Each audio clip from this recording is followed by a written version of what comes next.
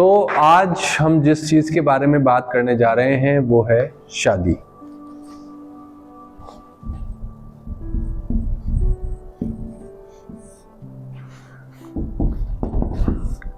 कि भाई मेरी शादी जो है वो लव होगी या अरेंज होगी, बहुत कंफ्यूजन रहता है। एक तो जो प्रेमी युगल होते हैं उनके बीच में हमेशा एक कंफ्यूजन भी रहता है कि यार मैं जिस लड़की के साथ मेरी फ्रेंडशिप है, क्या मेरी जिससे शादी होगी, क्या मेरे जीवन में लव मैरिज लिखी है, या लड़की जो है वो सोचती है क्या है इस लड़के से मेरी शादी होगी, क्या लव मैरिज है। यदि आपकी लाइफ में लव मैरिज है तो आप सिर्फ उस व्यक्ति की डेट ऑफ बर्थ से पता कर सकते हैं कि आपकी उससे लव मैरिज होगी या नहीं होगी। देखिए मैरिज जो है ना इटसेल्फ ही एक बहुत ही ज़बरदस्त चीज़ है लाइफ की, और एक गलत डिसीजन जो है ना वो आपके जीवन को बर्बाद कर सकता है, वो आपको ख़त्म कर सकता है। तो उससे पहले आप ये जान लीजिए कि आपके जीवन में क्या वास्तविकता में लिखा है कि लव मैरिज होगी या नहीं होगी। तो हम कंफर्म करके नहीं कह सकते, लेकिन न्यूमरोलॉजी जो कि एस्ट्रोलॉजी का भी एक पार्ट है, एक ब्रांच है, तो उससे ये बहुत अंदाजा लगाया जा सकता है कि आपकी जीवन में लव मैरिज लिखी है कि नहीं।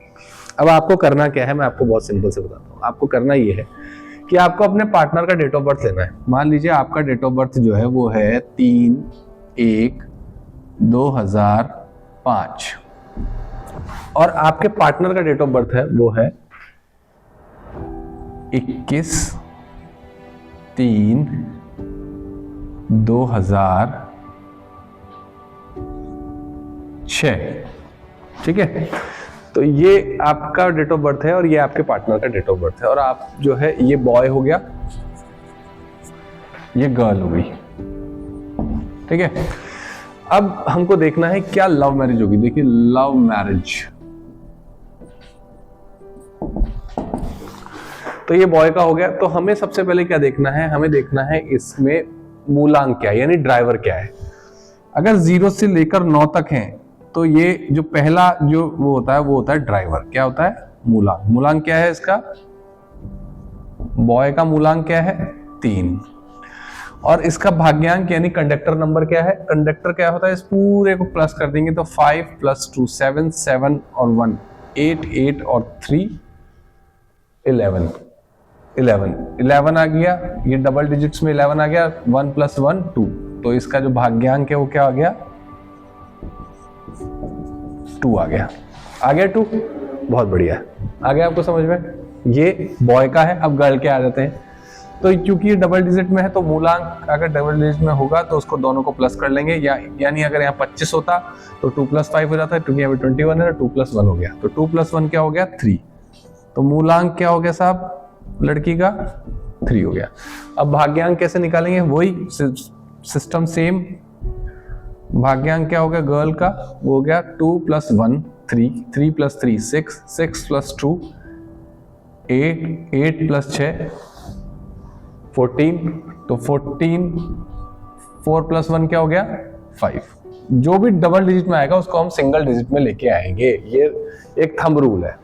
तो अब हम देखते हैं सब 3, 2, 3 और 5। अब हम देखते हैं कि 1 से 9 के बीच में यहाँ पे कौन कौन सी इस डेट ऑफ बर्थ में चीजें, अंक जो है वो आए हैं।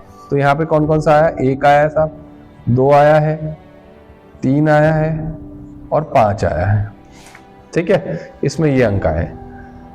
इसमें आया साहब, इसमें भी 1 आया है, इसमें भी 2 आया है, इसमें भी 3 आया है, इसमें 5 आया है और एक 6 आया है। अब लव मैरिज के लिए कौन से अंक ज्यादा इंपॉर्टेंट रहते हैं? तो लव मैरिज के लिए बोला गया है कि जिस व्यक्ति की डेट ऑफ बर्थ में 2, 3, 5 और 7 यानी ये 4 अंक आए, 2, 3, 5 और 7, ये चार अंक आए तो उनकी लव मैरिज की प्रोबेबिलिटी होती है। अगर ये अंक नहीं होते तो प्रोबेबिलिटी बहुत न्यून होती है। मतलब जितने ज्यादा अंक होंगे तो उतनी ज्यादा प्रोबेबिलिटी बढ़ेगी। तो इस कुंडली में देखते हैं, लड़की की कुंडली में कौन कौन से आ रहे हैं साहब? 2 और 3 आ रहा है। और इस लड़की की कुंडली में कौन सा आ रहा है साहब? 2, 3 और 5 आ रहा है। तो यानी इनकी प्रोबेबिलिटी जो है वो शादी की 100% है। यानी इन दोनों कुंडलियों में लव मैरिज की संभावना जो है वो 100% है। दोस्तों अगर आपको ये समझ में आया है तो please like and subscribe my channel and share with your family members. ठीक है, इसके अलावा अब बात आती है कैसे पता चलेगा कि भैया देखो 2 3 5 इसमें भी आ गए, 2 3 5 इसमें, तो प्रोबेबिलिटी बढ़ गई। और जो 4 अंक बताए हैं 2 3 5 और 7 अगर किसी के डेट ऑफ बर्थ में आता है तो आप पता कर सकते हैं यही अंक जो है वो लव मैरिज करवाते हैं। अगर आपकी कुंडली में या आपकी गर्लफ्रेंड की कुंडली में भी अगर ये दोनों अंक आ रहे हैं तो डेफिनेटली आपकी लव मैरिज की प्रोबेबिलिटी बनी है। बेधड़क होके शांत हो जाइएगा, लव मैरिज होके ही रहेगी।